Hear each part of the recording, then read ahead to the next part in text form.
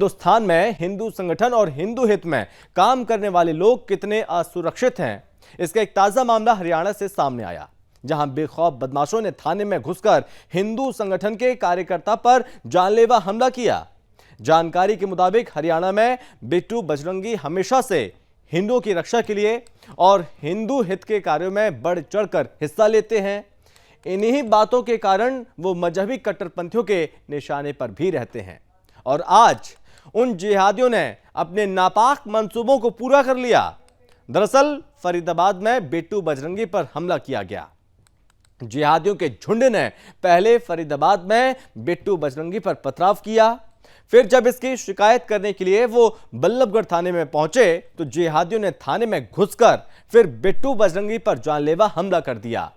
40 से 50 हथियारबंद लोगों ने शिकायतकर्ता के ऊपर थाने में ही हमला कर दिया।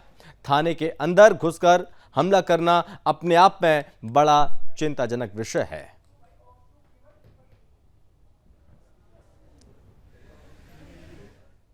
हालात खराब हो रहे थे, बिगड़ रहे थे, लेकिन ये पूरी तरह से सतर्क हो गई और गन वन देखिए तान रखी है पुलिस ने कि कोई उपद्रव करेगा तो ये भी सख्ती से निपटेंगे। आप लोग देख रहे हैं लाइव अपडेट धौस थाने के सामने से क्राइम ब्रांच की टीमें भी यहाँ पर हैं। कुछ देर पहले हमला हुआ था, आईडी निकाल लो, कुछ देर पहले हमला हुआ था, आप लोग देख रहे हैं। तो इस पर ज्यादा बातचीत करने के लिए हमारे साथ संवाददाता प्रेम कश्यप जुड़ गए हैं।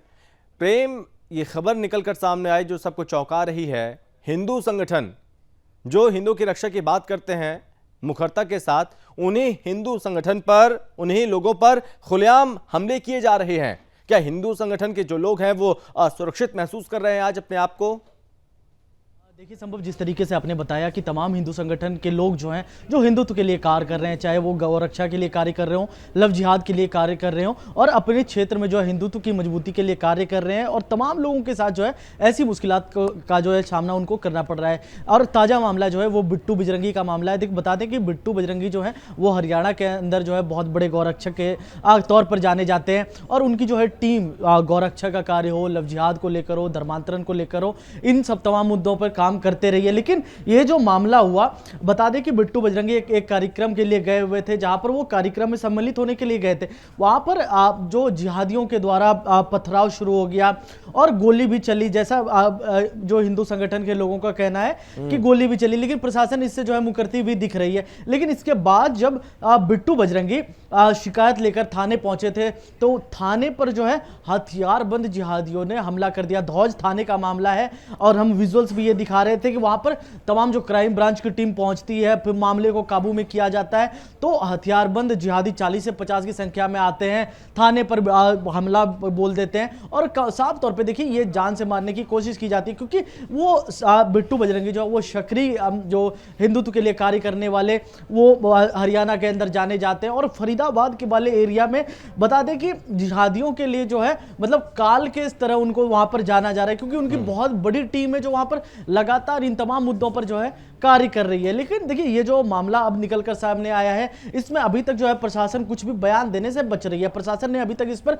कुछ भी स्टेटमेंट नहीं दिया है और अब ये कयास लगाए जा रहे हैं कि कुछ स्टेटमेंट आ जाए। देखिए अभी फिलहाल जो है सुरक्षा जो है बहुत अहम माना जा रहा है। प्रेम, मैं आपके पास लौटूंगा, लेकिन इस बीच जिन पर हमला हुआ, जो पीड़ित हैं बिट्टू बजरंगी, वो खुद हमारे साथ जुड़ गए हैं, सीधे उनसे ही जानते हैं उनके साथ क्या हुआ। बिट्टू बजरंगी, चूंकि आप हिंदू की बात करते हैं और हमेशा आप जिहादियों के निशाने पर रहते हैं, ऐसा क्या हुआ, ऐसा क्यों हुआ, किसके कहने पर हुआ, क्या हुआ, आप सब कुछ बताइए आज सुदर्शन के माध्यम से। शायद यहां पर संपर्क नहीं हो पा रहे, एक बार फिर से संपर्क करेंगे और प्रेम का रुख करेंगे एक बार फिर से। प्रेम, चूंकि ये सवाल यहां पर और ज्यादा बड़ा हो जाता है कि थाने में घुसकर इस तरह से हमला किया गया, पुलिस उस वक्त वहां क्या कर रही थी? क्या पुलिस को इसकी कोई भनक नहीं लगी? और जब हमला हुआ तो पुलिस ने वहां पर क्या किया? चलिए ठीक है प्रेम, मैं आपके पास लौटूंगा। बिट्टू बजरंगी खुद जुड़ गए हैं। बिट्टू, आपके साथ क्या हुआ था, पूरी बात बताइए। मेरे साथ कल हुआ एक प्रोग्राम था, धार्मिक प्रोग्राम। वहां पर मेरा प्रोग्राम निश्चित था और मैं वहां पर गया। वहां पे आधी आबादी मुसलमानों की, आधी आबादी हिंदुओं की, लेकिन 2 किलोमीटर दूर हिंदुओं का बाहुल क्षेत्र मेवात और धौज था। लेकिन मैं वहां पर गया, मेरे साथ 3 आदमी और थे, मेरे धर्म रक्षक सनातनी। और वहां पर मैं जैसे कि प्रोग्राम में गया, अच्छा बढ़िया प्रोग्राम था, 15 मिनट की स्पीच दी। लेकिन वहां पर जैसे ही हम प्रोग्राम से निकले, 200 मीटर की दूरी पर कम से कम 40-50 लोगों ने मेरी गाड़ी रोक ली। गाड़ी रोकने के बाद मेरी गाड़ी पे पथराव और मेरा हाथ पकड़ लिया और आगे बाइक लगा रखी थी मेरी गाड़ी के आगे जो एक ही रास्ता था छोटा सा, वहां पर बाइक लगा रखी थी ताकि इसकी गाड़ी ना निकले। लेकिन हमने उन बाइकों पे गाड़ी चढ़ा दी और चढ़ाते हुए जैसे हम 200 मीटर पे निकले, हमारे साथ गोलियों से फायर हुई, दनादन 3 फायर हुई। लेकिन हम वहां से जान बचा के निकले।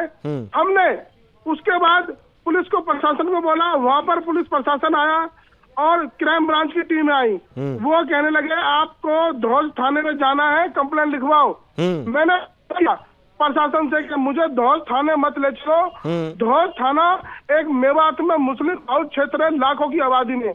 लेकिन पुलिस वाले नहीं माने और पता नहीं किस कारण से मुझसे जबरदस्ती वहां ले गए। वहां जाने के बाद हम जैसे ही थाने में घुसे, वहां पर हम पे थाने में हमला हो गया और वहां सैकड़ों की संख्या में मुसलमान आ गए और ये कहने लगे आज बिट्टू बजरंगी की हत्या करेंगे। और वहां पे मस्जिद में मुनादी कर दी गई कि आज बिट्टू बजरंगी को जाने नहीं देना। थोड़ी देर में अगर 10 मिनट लेट ना हो और वहां के जो क्राइम ब्रांच वालों ने बंदूक ना ताने मुसलमानों पे, तो मेरी हत्या हो। हत्या होने के साथ जो मेरे कार्यकर्ता थे 50-100 की संख्या में, उनकी हत्या हो। प्रशासन ने हाथ खड़े कर दिए, पूरा थाना घबरा गया। थाना घबराने के बाद थाना पूरा हमको और थाना पूरा लेके शहर की तरफ भागे। कहते हैं ना, जब गिदड़े की मौत आती है तो गांव छोड़ के शहर की तरफ भागता है। पुलिस प्रशासन और हम सारे जान बचा के शहर की तरफ भागे। अपने डीसीपी साहब एनआईटी से मिले, वहां जाकर हमने कंप्लेंट दी और एक मीडिया कर्मी ने वहां पर ये बोला कि भाई इतना बड़ा मामला हो गया और आप बिट्टू बजरंगी के लिए क्या करोगे। तो वहां के कुछ अफसर हैं, कुछ भाई पुलिसकर्मी, उन्होंने कहा जो कोई कहेगा अपनी सुरक्षा स्वयं खुद करो। ये सारा वाक्य हुआ मेरे साथ। आए दिन, हर हफ्ते, हर महीने हमले होते रहते हैं। कई बार पहले मेरे घर पे हमले हुए, समय समय पर हमले होते हैं, लेकिन किसी की आंख नहीं खुल रही। बिल्कुल बिट्टू बजरंगी, चूंकि आपकी हत्या करने की पूरी कोशिश की गई थी, पूरी प्लानिंग की गई थी, जिस तरह से आपने बात बताई है उससे यही लगता है कि जो प्रशासन के जो लोग हैं और जिस तरह से आपने बताया कि थाने के अंदर हमला हुआ, क्या ये मानकर चले कि जो थाने के लोग हैं क्या वो भी उनके साथ मिले हुए थे? उन्होंने उस वक्त हाथ खड़े कर दिए, जबकि पुलिस आप लोगों की, हम सबकी रक्षा करने के लिए होती है। हाथ यूं खड़े कर दिए कि ये जो मिनी पाकिस्तान जो है के नाम से जाना जाता है, धौज क्षेत्र मेवात, मिनी पाकिस्तान। बांग्लादेश में पुलिस चौकी में आग लगती है और हमारा बंगाल में चौकियों में, थानों में आग लगती है। ये मुसलमान जितने भी हैं, मैं जैसे लव जिहाद के मामले, गौ हत्या के मामले उठाता हूँ, ये चाह रहे थे कि एनसीआर में बिट्टू की हत्या हो जाए, फिर दोबारा कोई ऐसा आदमी खड़ा ना हो और हम नंगा नाच करें। बिट्टू बजरंगी, आप जो काम कर रहे हैं उसे आप, उस काम को आप करते रहिए। भले आप यहां पर अकेले नहीं हैं, यहां पर सुदर्शन न्यूज भी आपके साथ खड़ा है कंधे से कंधा मिलाकर, और ऐसे लोगों को सजा मिलनी ही चाहिए। बिट्टू बजरंगी, बहुत धन्यवाद हमसे बातचीत करने के लिए। प्रेम कश्यप हमारे संवाददाता बने हुए हमारे साथ। प्रेम, आपने भी सुना बिट्टू बजरंगी जिनके साथ पूरा वाकया हुआ, उन्होंने पूरे वाकये को बताया दर्शकों को। लेकिन सवाल अब यह है, इस पूरे हमले के बाद, इस पूरे घटनाक्रम के बाद पुलिस ने क्या कार्रवाई की? 40 से 50 जो हथियारबंद लोग थे, क्या उनमें से किसी एक की भी गिरफ्तारी हो पाई है अब तक?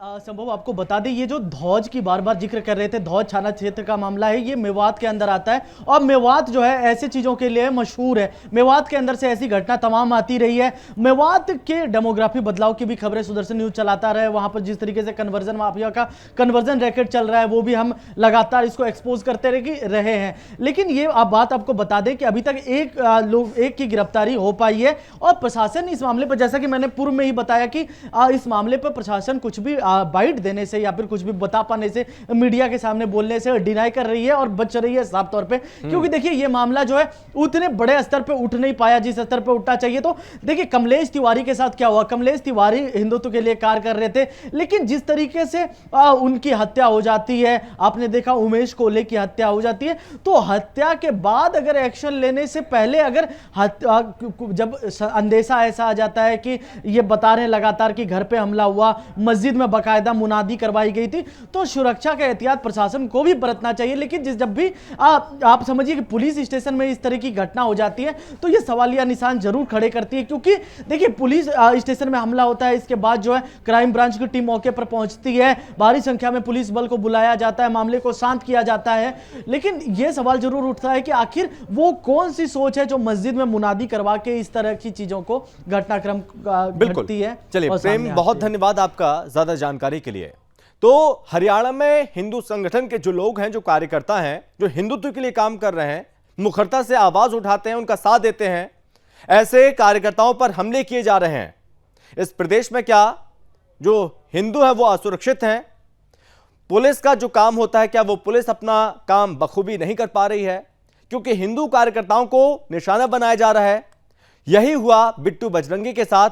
पहले उन पर पथराव किया गया, फिर थाने में घुसकर जानलेवा हमला किया गया, उनकी जान लेने की कोशिश की गई। लेकिन अभी भी जो प्रशासन है वो मूक दर्शक बना हुआ है।